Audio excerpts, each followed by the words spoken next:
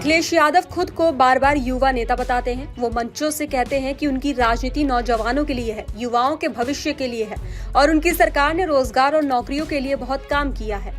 Samajwadi party के दूसरे नेता भी यही दावा करते हैं कि अखिलेश यादव के शासनकाल में युवाओं को प्राथमिकता दी गई थी। साथ ही योगी आदित्यनाथ की सरकार पर लगातार ये आरोप लगाया जाता है कि मौजूदा सरकार ने नौजवानों को रोजगार नहीं दिया, बेरोजगारी बढ़ाई और युवाओं के भविष्य के साथ खिलवाड़ किया। लेकिन सवाल ये है कि क्या ये आरोप सिर्फ राजनीतिक बयान है या इसके पीछे कोई ठोस सच्चाई भी है? क्योंकि लोकतंत्र में आरोप लगाना आसान होता है, लेकिन जनता के लिए ये जानना जरूरी है कि सच्चाई क्या है और आंकड़े क्या कहते हैं।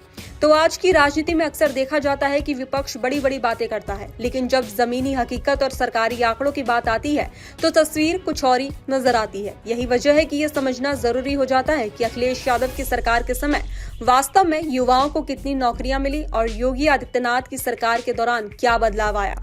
क्योंकि शिक्षा, रोजगार और बेरोजगारी ऐसे मुद्दे हैं जो सीधे देश और प्रदेश के भविष्य से जुड़े हुए हैं। तो वहीं सबसे पहले अगर अखिलेश यादव की सरकार की बात करें तो उनकी सरकार 2012 से 2017 तक करीब 5 साल तक चली। इस दौरान सरकारी आंकड़ों के मुताबिक लगभग 2 लाख सरकारी नौकरी दी गई। अगर इसका औसत निकाला जाए तो हर साल करीब 40,000 नौकरियां दी गई।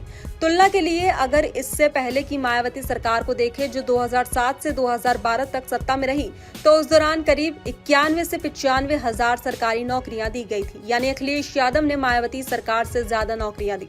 लेकिन सवाल ये है कि क्या ये संख्या उत्तर प्रदेश जैसे बड़े राज्य के लिए पर्याप्त थी? अब अगर योगी आदित्यनाथ की सरकार की बात करें जो 2017 से अब तक सत्ता में है, तो सरकारी आंकड़ों के अनुसार इस दौरान 7 लाख से लेकर 8.5 लाख तक सरकारी नौकरियां दी गई हैं। इनमें पुलिस विभाग, शिक्षा विभाग, स्वास्थ्य और अन्य सरकारी सेवाएं शामिल हैं। सिर्फ पुलिस विभाग में ही 1.5 लाख से ज्यादा भर्तियां हुई हैं। शिक्षा के क्षेत्र में लगभग 1.5 लाख शिक्षकों की भर्ती की गई है। इसके अलावा आयोगों और बोर्डों के माध्यम से नियमित और पारदर्शी भर्तियों की बात सरकार करती है। इतना ही नहीं, योगी सरकार ये भी दावा करती है कि प्राइवेट सेक्टर, खासकर एमएसएमई सेक्टर में 2 करोड़ से ज्यादा रोजगार के अवसर पैदा हुए हैं। अगर बेरोजगारी दर की बात करें तो PLFS सर्वे के अनुसार 2012 से 2017 के बीच बेरोजगारी दर करीब 19% बताई जाती है, जो अब घटकर लगभग 2.4% रह गई है। हालांकि इस पर राजनीतिक बहस जरूरी हो सकती है, लेकिन आंकड़ों में गिरावट जरूर दिखाई जाती है। लेकिन सिर्फ आंकड़े ही पूरी कहानी नहीं बताते। अखिलेश यादव की सरकार के दौरान भर्तियों को लेकर कई बार सवाल भी उठे हैं। इलाहाबाद हाईकोर्ट में कई मामलों में टिप्पणी की गई, कुछ भर्तियों में नियमों का पालन नहीं हुआ। खासतौर पर UPSC से जुड़ा एक मामला काफी चर्चा में रहा, जिसमें कोर्ट ने चयन प्रक्रिया पर गंभीर सवाल उठाए। कोर्ट की टिप्पणी थी कि भर्तियों के नियमों में बीच में बदलाव किया गया, जिससे पारदर्शिता पर सवाल खड़े हुए। तो वहीं इसी तरह अधीनस्थ सेवा चयन आयोग और अन्य भर्तियों में भी पेपर लीक, इंटरव्यू और अनियमितताओं और चयन प्रक्रिया को लेकर आरोप लगे। कई मामलों में कोर्ट के आदेश के बाद भर्तियां रद्द करनी पड़ी या उन पर रोक लगानी पड़ी। ये सब उस समय की व्यवस्था पर सवाल खड़े करता है।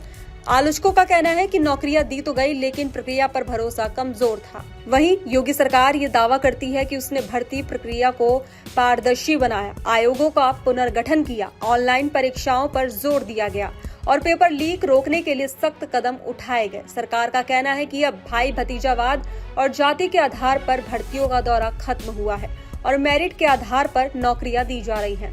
तो वही राजनीतिक बहस यही नहीं रुकती। अखिलेश यादव पर यह भी आरोप लगाया जाता है कि उनकी सरकार के दौरान कुछ खास इलाकों और कुछ खास वर्गों को ज्यादा फायदा मिला है। वहीं योगी सरकार खुद को कानून व्यवस्था, पारदर्शिता और समान अवसर की सरकार बताती है। दोनों पक्ष अपने अपने दावे करते हैं, लेकिन आम जनता के लिए असली सवाल ये है कि किस सरकार के दौरान उसे ज्यादा मौके मिले। दरअसल एक अच्छी सरकार वही मानी जाती है जो बिना भेदभाव के सभी वर्गों के लिए काम करे। रोजगार और शिक्षा जैसे मुद्दों पर राजनीति से ऊपर उठकर बात होनी चाहिए, क्योंकि अगर युवाओं का भविष्य सुरक्षित नहीं होगा तो प्रदेश और देश आगे नहीं बढ़ पाएगा। आंकड़े अपनी जगह है, लेकिन व्यवस्था की नीयत और पारदर्शिता भी उतनी ही जरूरी है। आज जब अखिलेश यादव फिर से युवाओं और नौकरी की बात करते हैं तो ये सवाल उठना स्वाभाविक है कि जब उनके पास सत्ता थी तब उन्होंने कितना काम किया और किस तरह किया। उसी तरह योगी सरकार के दावों की भी निष्पक्ष जांच जरूरी है कि क्या वाकई जमीन पर हालात बदले हैं या नहीं। आखिर में फैसला जनता को करना है। चुनावों में वोट डालते समय जनता को सिर्फ नारों और आरोपों पर नहीं बल्कि आंकड़ों, अनुभवों और जमीनी हकीकत पर भरोसा करना होगा, क्योंकि राजनीति का असली मकसद सत्ता हासिल करना नहीं बल्कि जनता के जीवन को बेहतर बनाना होना चाहिए।